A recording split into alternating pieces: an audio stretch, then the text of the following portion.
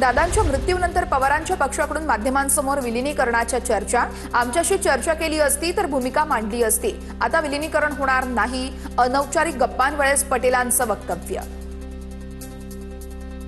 प्रफुल्ल पटेल बोलतायत या अर्थी विलीनीकरण होऊ नये ही अमित शहांची इच्छा असल्याचा संजय राऊतांचा दावा। तर यापुढे राष्ट्रवादीची सर्व सूत्र अमित शहांकडे असणार, राष्ट्रवादीचं विलीनीकरण झालं तर भाजपसोबत होईल, राऊतांचा टोला। संजय राऊतांच्या मनात अमित शहांची दहशत आहे। संजय राऊतांना उठता बसता अमित शहा दिसतात। विलीनीकरणाच्या चर्चेवरती आमदार संजय केनेकर यांचं राऊतांना प्रत्युत्तर। राष्ट्रवादीचं विलीनीकरण झालं पाहिजे आणि दादांच्या राष्ट्रवादीतले 70% आमदार विलीनीकरणाच्या बाजूनं, हिरामण खोसकर यांचा दावा। राष्ट्रवादीचं विलीनीकरण हेच पक्षाचं भवितव्य, खोसकरांची प्रतिक्रिया। अजितदादांना फोन केला, यात माझा काय दोष आहे? सहकाऱ्यांसोबत बोलू शकत नाही का? मला आणि तटकरेंना टार्गेट केलं जातंय, अनौपचारिक गप्पांवेळेस प्रफुल्ल पटेलांचं वक्तव्य।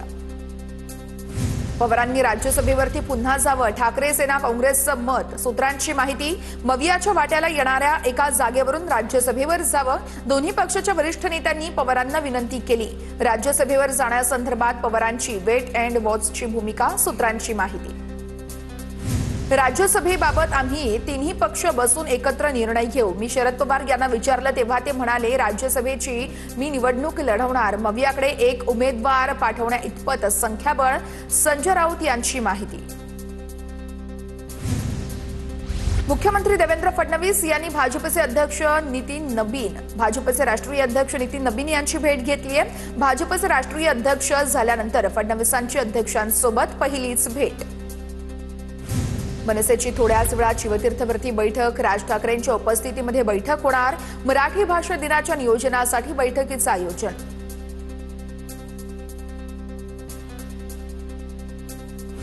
सकाळपासून मंत्री नरहरी झिरवाळ नॉट रिचेबल। झिरवाळ सध्या दिल्लीमध्ये असल्याची माहिती। मंत्रालयातील एसीबी ट्रॅपमुळे झिरवाळ अडचणीमध्ये संबंध आढळून आला तर राजीनामा देण्याचा केला होता खुलासा। तर झिरवाळांच्या खासगी पीएने पैसे घेण्यास सांगितल्याचे चौकशीत समोर। नैतिकतेच्या आधारावरती झिरवाळांनी राजीनामा दिला पाहिजे, मंत्रालयातील एसीबीच्या कारवाईवरून राऊतांची मागणी। तर मुख्यमंत्र्यांच्या आदेशाशिवाय कारवाई होऊ शकत नाही, पडद्यामागे काय घडलं हे आम्हाला माहीत, संजय राऊतांचा दावा। पीडब्ल्यूडीच्या मुख्य अभियंत्यांनी पक्षप्रवेश केला तर बरं होईल, अंबादास दानवेंचा मुख्य अभियंता अतुल चव्हाण यांच्यावर निशाणा। चव्हाण आपल्या पुतण्यासाठी फिल्डिंग लावतायत, अतुल चव्हाण यांच्या पुतण्याचा जिल्हा परिषदेत विजय, दानवेंची टीका। मंत्रालयातील लाचखोरी उघडकीस आणणाऱ्या तक्रारदाराचीही चौकशी करण्यात येणार। मंत्रालयाच्या गेटमधून फक्त 10,000ची रोकड आत नेण्याची परवानगी असताना तक्रारदारांनी स्वतःच सगळे पैसे घेऊन गेल्यानं त्यांची चौकशी केली जाणार। उपमुख्यमंत्री सुनेत्र पवार, पार्थ पवार, जय पवार आणि नरेश अरोरा यांच्यात चर्चा। पुण्यातील सर्किट हाऊसमध्ये महत्त्वाची बैठक पार पडली। बैठकीमध्ये राष्ट्रवादी विलीनीकरणाच्या मुद्द्यासह पक्षाच्या पुढील वाटचालीसंदर्भात चर्चा झाल्याची सूत्रांची माहिती। उपमुख्यमंत्री सुनेत्र पवारांचा सहयोग सोसायटी जनता दरबार। अजितदादा देखील दर शनिवारी बारामती जनता दरबार घ्यायचे। दादांच्या निधनानंतर आता सुनेत्र पवार यांचा जनता दरबार। माळेगाव सहकारी साखर कारखान्याच्या चेअरमनपदी सुनेत्र पवार यांची निवड करावी, माळेगाव कारखान्याचे संचालक योगेश जगताप यांची मागणी। मनसे आणि ठाकरेंच्या शिवसेनेची युती घट्ट असल्याचं संजय राऊतांचं वक्तव्य। तर ठाकरे बंधूंच्या युतीमध्ये मिठाचा खडा पडणार नाही, मनसे ठाकरेंच्या सेनेतील वादावर संजय राऊतांची प्रतिक्रिया। मालेगावातील उपमहापौर यांच्या दालनातील टिपू सुलतानचा फोटो काढण्यात आला। उपमहापौरांच्या दालनामध्ये टिपू सुलतानचा फोटो लावल्यानं वाद झाला होता। हिंदुत्ववादी संघटना, नगरसेवकांनी फोटो काढण्याची मागणी केली। वाढता तणाव लक्षात घेता नगर सचिवांकडून फोटो काढण्याचा निर्णय घेण्यात आला। मालेगावच्या उपमहापौरांकडून झालेल्या कृतीनंतर नवा वाद समोर। महापौर नसरीन शेख यांनी टिपू सुलतानची प्रतिमा स्वीकारल्याचा व्हिडिओ व्हायरल।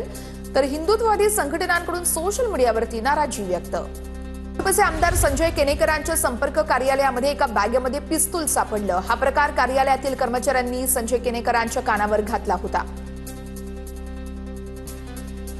भिवंडीतील कोणार्क विकास आघाडीच्या विलास आर पाटील यांना अटक। भिवंडीमध्ये शिंदेच्या शिवसेनेकडून आंदोलन, काही ठिकाणी दुकानं बंद। पालिका निवडणुकीनंतर विलास पाटील आणि भाजप आमदार महेश चौगुले यांच्या गटात 18 जानेवारीला राडा झाला होता। मंत्री गणेश नाईक यांचा उपमुख्यमंत्री एकनाथ शिंदेंवर पुन्हा निशाणा। नवी मुंबईतील भूखंड बिल्डरांच्या घशात घातल्याचा आरोप, नगरविकास खात्यावरती सवाल उपस्थित। मुंबईतील चर्नी रोड पुलासाठी भाजप आक्रमक, नवीन उड्डाणपुलाला विलंब होत असल्यानं भाजप नेते आक्रमक। सैफी हॉस्पिटल समोर भाजपचं आंदोलन। एकनाथ खडसे हा गुंड प्रवृत्तीचा माणूस आहे। आमदार चंद्रकांत पाटलांची टीका, खडसे महायुतीत आले तर महायुतीचं काय होईल देव जाणे, पाटलांचं वक्तव्य। तर चंद्रकांत पाटील 2 दिवसात पत्रकार परिषद घेऊन राजकारणाविषयी भूमिका स्पष्ट करणार। संभाजीनगरच्या जिल्हा परिषद अध्यक्षपदावरून महायुतीमध्ये रस्सीखेच। अध्यक्षपदावरती दावा सांगण्यासाठी भाजप सरसावली। महायुतीत मोठा भाऊ म्हणून अध्यक्षपद स्वतःकडे ठेवण्याची भाजपची रणनीती। यावर शिंदे फडणवीसांच्या बैठकीमध्ये तोडगा निघणार। दिवंगत उपमुख्यमंत्री अजित पवार यांचे सोलापूरमध्ये भव्य दिव्य स्मारक उभारा। राष्ट्रवादी आणि रयत क्रांती शेतकरी संघटनेची मागणी। सोलापूरचे महापौर विनायक कोंडियाल यांच्याकडे मागणी। नाशिकच्या स्वच्छतेसाठी महापौर हिमगौरी आडके ऍक्शन मोडवरती। नाशिक महापालिका आणि राष्ट्रीय महामार्ग विभागाच्या संयुक्त विद्यमाने स्वच्छता मोहीम। महापौरांनी स्वतः झाडू हातात घेऊन रस्त्याची सफाई देखील केलेली आहे। एमआयएम नगरसेवकांसोबत इम्तियाज जलील हैदराबादच्या दिशेने रवाना। एमआयएम नगरसेवकांसोबत हैदराबादमध्ये दारुल सलाम डे करणार साजरा। इम्तियाज जलील यांच्यासोबत मोठ्या प्रमाणामध्ये समर्थक देखील हैदराबादच्या दिशेने रवाना। शेतकरी कर्जमाफीच्या हालचालींना सुरुवात। नागपूर जिल्हा मध्यवर्ती बँकेकडून थकीत कर्ज यावेळेस शेतकरी कर्जाची माहिती गोळा करण्यास सुरुवात झाली आहे। कर्ज थकीत असलेल्या शेतकऱ्यांचे कागदपत्र संकलित करण्याचं काम सुरू। जिल्हा परिषद आणि पंचायत समितीत विजयानंतर भाजपचे जिल्हा परिषद उपाध्यक्ष पदासाठी फिल्डिंग। भाजपचे प्रदेश अध्यक्ष रवींद्र चव्हाण यांनी विजयी उमेदवारांसोबत मुंबईमध्ये चर्चा केली। वाशिम जिल्ह्यातील श्री क्षेत्र पोहरादेवीमध्ये आज संत सेवालाल महाराजांची जयंती। उपमुख्यमंत्री एकनाथ शिंदे आज पोहरादेवीमध्ये येणार, तर मुख्यमंत्री देवेंद्र फडणवीस आणि उपमुख्यमंत्री सुनेत्र पवार या देखील येण्याची शक्यता। पुण्याच्या भोरमधील नवनिर्वाचित जिल्हा परिषद आणि पंचायत समिती सदस्यांनी घेतली उपमुख्यमंत्री सुनेत्र पवारांची भेट। यावेळी आमदार शंकर मांडेकर देखील उपस्थित होते। सुनेत्र पवार यांच्याकडून जिल्हा परिषद आणि पंचायत समिती सदस्यांचं अभिनंदन करण्यात आलं। कोकणातील जिल्हा परिषदेतील विजयी उमेदवारांना मातोश्रीवरती भेटीसाठी निमंत्रण। 16 तारखेला विजयी उमेदवार उद्धव ठाकरेंची भेट घेणार। रत्नागिरी, रायगड आणि सिंधुदुर्ग जिल्ह्यामध्ये पक्षवाढीसाठी चर्चा होणार।